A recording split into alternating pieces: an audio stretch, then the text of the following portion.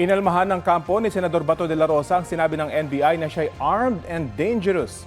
Ang Bureau of Immigration sinabing walang silang record na nakalabas na ng bansa ang senador. Sa gitna yan ng viral post na nasa New York ang senador. Balita hatid ni Dano Tingkungko. Naglaho ng parambula si Senator Bato de la Rosa mula ng lisanin ng Senate Building noong May 14, ilang oras matapos magkaputukan sa Senado. Sabi ni Senador Robin Padilla, bumaba si de la Rosa sa Makati at doon sinundo siya ng kanyang sasakyan. May nagva-viral na post ngayon ng grupong nagpapakilala mga taga-suporta ni Vice President Sara Duterte sa New York at nagsasabing naroon umano si de la Rosa. Pero ayon sa Bureau of Immigration, wala silang namomonitor na nakalabas ng bansa si de la Rosa.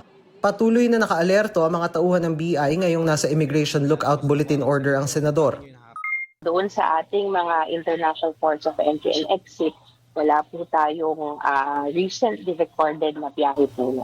Yung actual na nakita nyo siya halimbawa sa isang airport, kailangan nyo siyang i-hold doon? We have to seek the confirmation with the relevant government agencies. Sabi ng isa pang abogado ni de la Rosa na si Attorney Israelito Torion, wala na siyang contact kay de la Rosa.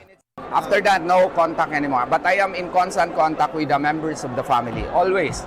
Almost every hour, nagka-communicate kami.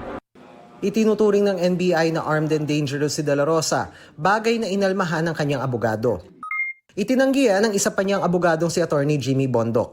Ang NBI anya ang gumagamit ng armado mga tauhan para ipatupad ang arrest warrant na hindi pa napoproseso ng isang local court. Giit pa ng abogado ni de la Rosa, hindi pa dapat ipatupad ang arrest warrant kahit ibinasura ng Korte Suprema ang hiling nilang temporary restraining order laban dito. Dano Tingkungko, nagbabalita para sa GMA News.